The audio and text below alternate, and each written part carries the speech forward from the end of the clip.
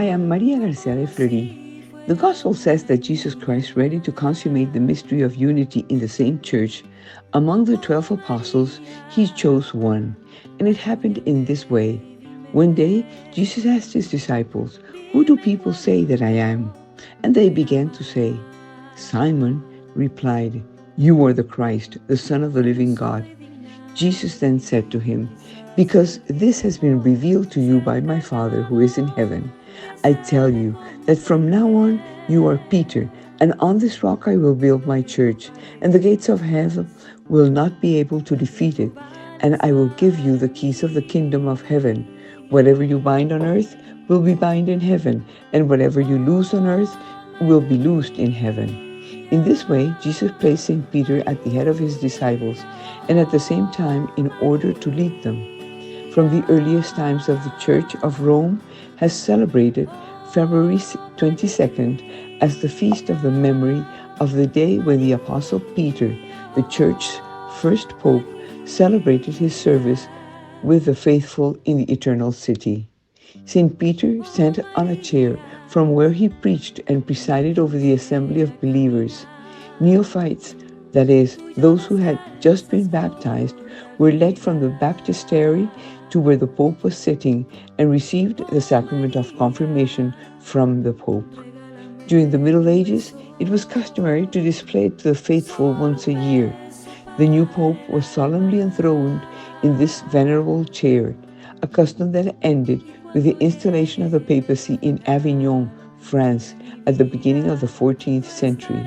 And to preserve for posterity this precious relic, Alexander VII, following a Bernini design, covered in a gigantic bronze coating the Cathedral of Peter on the altar of the apse of St. Peter in its frame in 4 pilasters that represent 4 doctors of the Church. In the foreground, St. Augustine and St. Ambrose for the Latin Church, and St. Athanasius and St. John Chrysostom for the Eastern Church. In the center is the gilded bronze throne, and in its interior is the wooden chair with a relief that represents the delivery of the keys of the Church of Jesus given to Peter. Since then, for 200 years, it was not exhibited in public.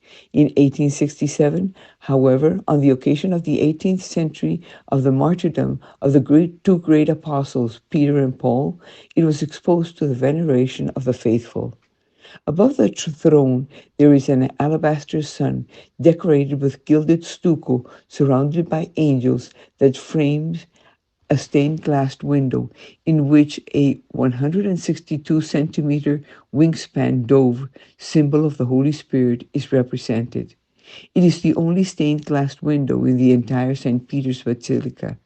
Every year on this date, the monumental altar that houses the chair of St. Peter remains lit all day with dozens of candles, and numerous masses are celebrated from morning to sunset, concluded with a solemn mass.